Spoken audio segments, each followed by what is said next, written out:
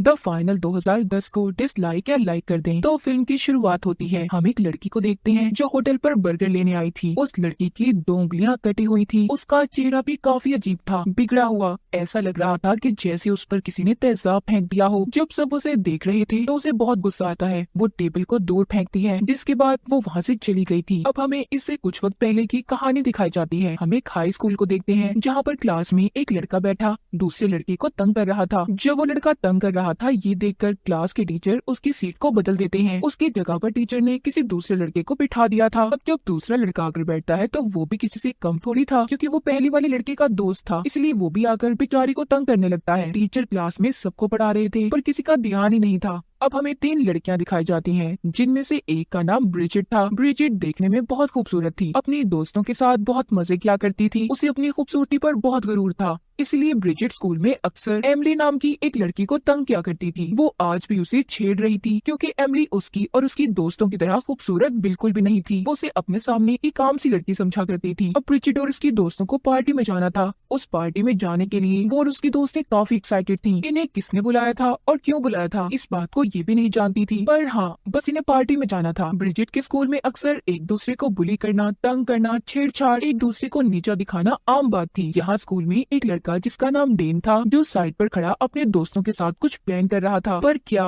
कोई भी नहीं जानता था। अब वो अपने एक दोस्त के साथ जंगल वाले घर में जाता है, जो उसके अंकल का था। वहाँ पर जाकर डेन बियर ट्रैप्स को लगा रहा था, यानी कि वो एक किस्म का जाल बिछा रहा था। तभी उसके पास एक आदमी आता है जो उसके पास ही वाले घर में रहा करता था। वो डेन से ये कहता है कि ऐसे तो तुमसे ट्रैप्स नहीं लगेंगी, आओ मैं तुम्हें कुछ और चीजें देता हूँ। दरअसल वो आदमी एक रिटायर्ड ऑफिसर था। इसके बाद हमें स्कूल का सीन दिखाया जाता है। स्कूल में डेन और उसके दोस्त बैठे जब बात कर रहे थे तो उन पर वही लड़के जो डेन और उसके दोस्तों को तंग किया करते थे दूध का पैकेट फेंक देते हैं। ये देखकर डेन का दोस्त जब बात करने जाता है तो तंग करने वाले लड़कों ने उसे भी बातें सुनाकर वहाँ से भेज दिया था। डेन और उसके दोस्त अपनी रोज रोज ऐसी बेइज्जती से तंग आ चुके थे, इसलिए डेन ने यहाँ पर पार्टी का प्लान बनाया था, जिस पार्टी में ब्रिजिट और उसकी दोस्त ने जाने की बात कर रही थी। जी हाँ, वो पार्टी डेन ने ही रखी थी, पर इस बारे में कोई भी नहीं जानता था। जो जंगल वाले घर में थी, ये एक सीक्रेट कॉस्ट्यूम पार्टी थी। मतलब जितने स्टूडेंट जिनको पार्टी में बुलाया गया था, उन्हें अलग अलग तरह के कपड़े पहनकर पार्टी में आना था। उधर एमिली अपने घर में रात को बैठी डायरी लिखती है, जिसमें वो ये लिख रही थी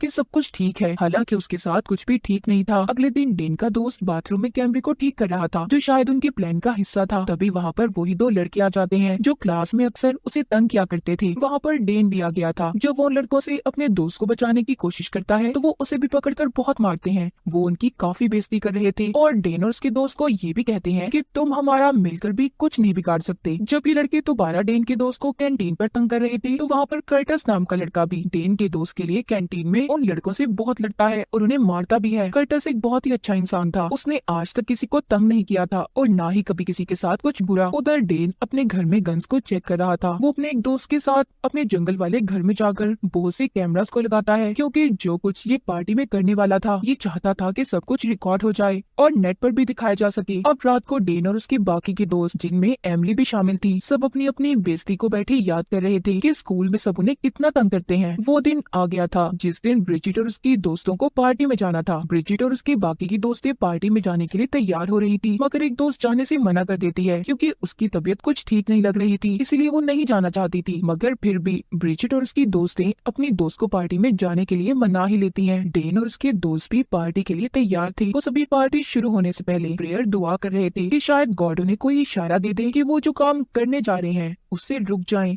पर उनके साथ ऐसा कुछ नहीं हुआ था। सब यही समझते हैं कि गॉड भी उनके साथ ही है, मगर गॉड तो दूसरे लोगों को इशारा दे रहे थे। जैसे ब्रिजिट की दोस्त की तबीयत खराब हो गई, हालांकि उस वजह से उन्हें पार्टी में जाने से रुक जाना चाहिए था, पर वो तो पार्टी में जाकर अपनी खूबसूरती से दूसरों को जलाना चाहती थी। ब्रिजिट के बाकी के दोस्त भी जब पार्टी में जाने के लिए निकल रहे थे तो रास्ते में एक पुलिस ऑफिसर उन्हें रोक लेता है। ये सब उनके लिए गॉड के इशारे ही थे, पर वो सब तो बस पार्टी में जाना चाहते थे। खैर, सब लोग उस जगह पर पहुंच जाते हैं जहाँ पर सभी को एक ट्रक में बिठा पार्टी वाली जगह पर लेकर जाना था। ये सब पार्टी में पहुंच गए थे। पार्टी भी शुरू हो जाती है। यहाँ पर वो लड़का कर्टस भी आ गया था, जिसको इन्होंने पार्टी में बुलाया ही नहीं था, क्योंकि इस पार्टी में सिर्फ उन लोगों को बुलाया गया था जो बुरे थे, हमेशा सबके साथ बुरा किया करते थे।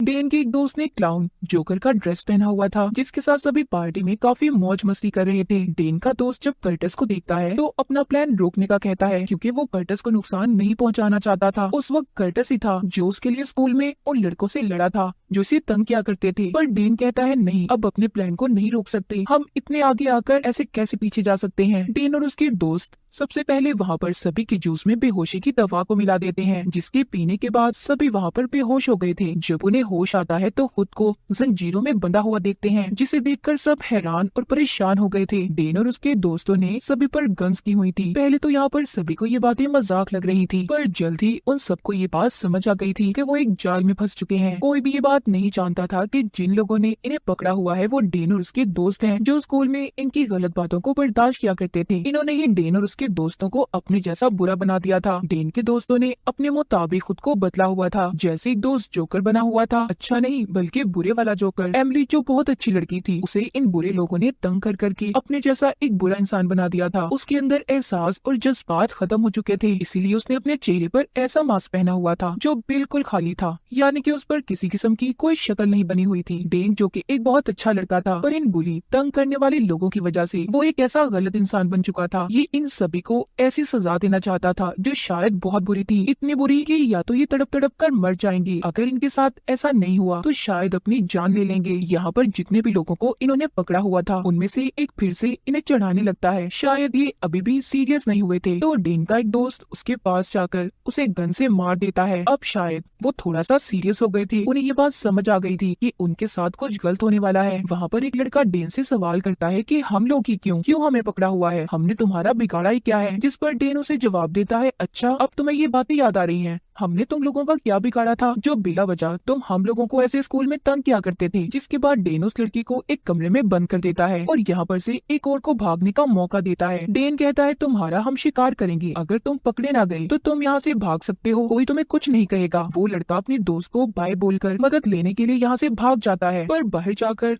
वो उसी जाल में फंस गया था जो डेन ने वहाँ पर लगाया हुआ था। इसीलिए इस लड़के को भी उसी कमरे में बंद कर दिया जाता है जहाँ पर पहले लड़के को बंद किया गया था। इधर घर में डेन सबको कह रहा था कि सोचो तुम सबको यहाँ पर क्यों पकड़ा गया है, याद करो शायद तुमने अपनी जिंदगी में बहुत कुछ बुरा किया है जिसकी तुम्हें ये सजा मिल रही है। ये बातें सुनकर एक लड़का कहता है, आखिर तुम होते कौन हो हमारे बारे में ऐसे सोचने वाले, और तुम्हें किसने हक दिया है ये सब करने का। डेन बोलता है गॉड ने। ये सुनकर उस लड़के को गुस्सा आ गया था, पर वो बहुत ज्यादा घबराया हुआ था। जो कल तक सबको तंग करता था आज उसकी हालत खराब थी। अब डेन का जोकर दोस्त एक लड़की को दवा पीने का कहता है, पर वो पीने से इनकार कर रहा था, इसीलिए उसकी कमर में चाकू को मारकर उसको दवा पिला दी जाती है जिससे वो मरता तो नहीं पर अब वो कुछ भी बोल या सुन नहीं पाएगा। वो जोकर दोस्त जाते हुए यहाँ से भागने की चाबियां कर्टिस को देकर चला गया था, शायद वो उसको यहाँ से बचाना चाहता था। वो लड़का जिसको दवा पिला दी गई थी वो शिकार अब एमिली का था। वो उस लड़के के जिसमें बहुत सारी सुइयां छुपा देती है जिससे उसे दर्द हो रहा था, पर अब वो कुछ भी बोल या सुन नहीं पा रहा था। ये सब देखकर डेन को काफी मजा आता है। यहाँ पर जितने भी लोग थे उन्हें अंदाजा हो गया था कि इस खेल को शुरू करने से पहले सबने यही कहा था कि तुम खुद अपने लिए मौत मांगोगे। डेन का एक दोस्त अपने लिए यहाँ से अगले शिकार को ढूंढ रहा था कि अगली नुकसान पहुंचाने की बारी किसकी है। तभी यहाँ से कर्टिस भाग जाता है जिसके पास चाबियां थी। ये देखकर डेन उस पर गोली चलाने लगता है, पर जिसने जोकर वाले कपड़े पहने हुए थे वो डेन को गोली चलाने से रोक लेता है। डेन भी इस बात को समझ गया था कि इसी ने उसे यहाँ से भागने की चाबियां दी होंगी, इसीलिए डेन ने गुस्से में अपने ही दोस्त को मार दिया था। ऐसा देखकर सब हैरान हो गए थे क्योंकि ये सब कुछ उनके प्लान में शामिल नहीं था। कर्टिस भागकर बाहर आ जाता है जहाँ पर गाड़ी में उसे एक पुलिस ऑफिसर मिला था जो बैठा सिगरेट पी रहा था। कर्टिस उस ऑफिसर के पास आकर सब कुछ बताता है। तभी वहाँ पर डेन के साथी आ गए थे जो ऑफिसर पर गोली चला देते हैं। ऑफिसर तो इस लड़ाई में मर गया था। कर्टिस वहाँ से गन लेकर भाग जाता है। उधर घर में एमिली जो अपने दोस्त के मरने पर बहुत ज्यादा दुखी थी, मगर उसका दूसरा दोस्त आकर उससे कहता है देखो देखो हम अब दुखी नहीं हो सकते, हमने जो शुरू किया है उसे खत्म करना होगा। इसलिए एमिली वहाँ पर ब्रिजिट की दोस्त को बांधकर उसके मुंह पर एक पेस्ट लगा देती है जो दिखने में तो मिट्टी जैसा था, पर वो एक खतरनाक फॉर्मूले का इस्तेमाल करके बनाया गया था जो कुछ ही देर में उसके चेहरे को बिगाड़ देगा।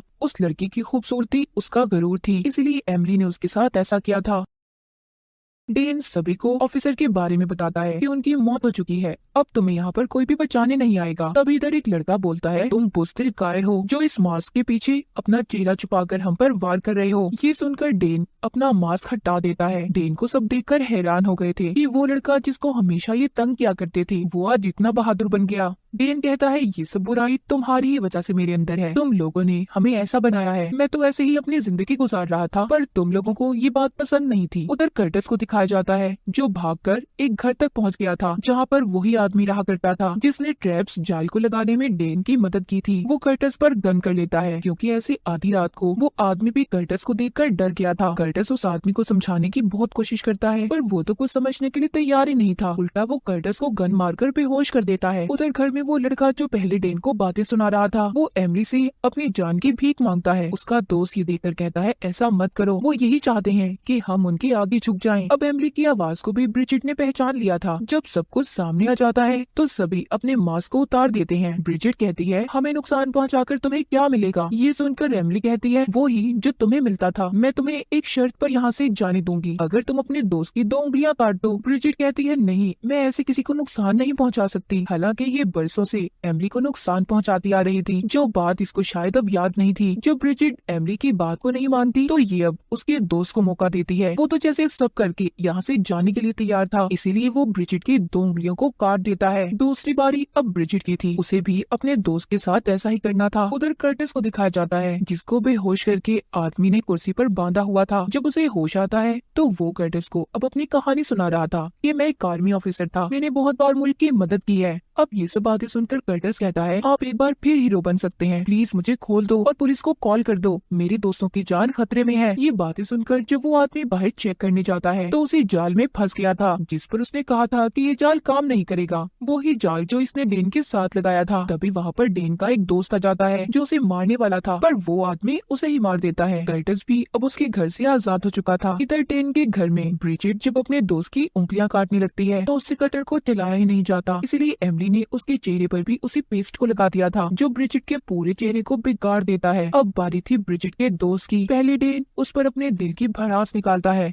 जो उसने अपने दिल में काफी अरसे से रखी हुई थी। डेन ने उसकी कमर की हड्डी को तोड़ दिया था। अब तो ना वो पूरी जिंदगी सही तरह से चल पाएगा और ना ही कभी फुटबॉल खेल सकता था। बाहर जंगल में आदमी पर डेन के जिन दोस्तों ने हमला किया था वो ही लड़के थे जिनसे कहानी के शुरू में डेन बात कर रहा था, मतलब वो भी इसके प्लान का हिस्सा थे। घर के अंदर डेन सबको कहता है कि आज रात तुम सब अमर हो जाओगे क्योंकि आज की रात कोई भी नहीं भूलेगा। एक लड़का कहता है ऐसा कुछ नहीं होगा, तुम सब जेल में जाओगे और हम अपने घर। डेन उसकी बातें सुनकर कहता है अच्छा, मैंने तुम्हारे साथ अब तक कुछ गलत नहीं किया था क्योंकि तुमने एक बार मेरी मदद की थी, अब मुझे तुम्हारा भी कोई हल निकालना होगा। इसीलिए ये अब उसी लड़की की जुबान काटने के लिए तैयार थे। तभी उधर कर्टिस आ जाता है जिसने डेन पर गन कर ली थी और कहता है सब कुछ छोड़ दो। कर्टिस ने पुलिस को भी कॉल कर दी थी। डेन कहता है हमने तुम्हें इसलिए यहाँ से जाने दिया क्योंकि तुम एक अच्छे इंसान थे पर अब तुम भी नहीं बचोगे। वो कर्टिस पर गोली चला देता है जो उसकी बाजू पर लगी थी। इससे पहले वो कर्टिस को मारता उसे कोई पीछे से गोली चलाकर मार देता है जो कोई और नहीं बल्कि एमिली थी क्योंकि वो उसके ऐसे बर्ताव से तंग आ चुकी थी क्योंकि जितना बदला ये लेना चाहते थे इन्हें मिल चुका था। अब एमिली और किसी को नुकसान नहीं पहुंचाना चाहती थी। ये रात भी खत्म होने वाली होती है, इसीलिए इनके प्लान का आखिरी हिस्सा अभी बाकी था जो कि खुद को मारने का था। इसीलिए पीछे से एमिली का दोस्त उसे मार देता है। जब पुलिस वहाँ पर आती है तो एमिली के दोस्त ने खुद अपनी भी जान ले ली थी। इनके प्लान का आखिरी हिस्सा यही था कि सबको नुकसान पहुंचाकर खुद को मार लेंगे। अगले दिन ये कहानी हर जगह पर फैल चुकी थी। कातिलों की तो पहचान हो जाती है। जितने लोगों को पकड़ा गया था सब जिंदा थे पर उनको ऐसे जख्म दिए गए थे शायद उनकी आगे की जिंदगी आसान नहीं होगी। कर्टिस अभी भी जिंदा था। अब कहानी में आता है शुरू वाला सीन जो हमने लड़की देखी थी जो बर्गर लेने गई थी, उसकी 2 उंगलियां भी कटी हुई थी। वो कोई और नहीं बल्कि ब्रिजिट थी जिसका हाल एमिली ने ऐसा बना दिया था। वो अभी भी जीने की कोशिश कर रही थी अपनी खामियों को छुपाकर। शायद ये कभी भी सुकून से नहीं रह पाएगी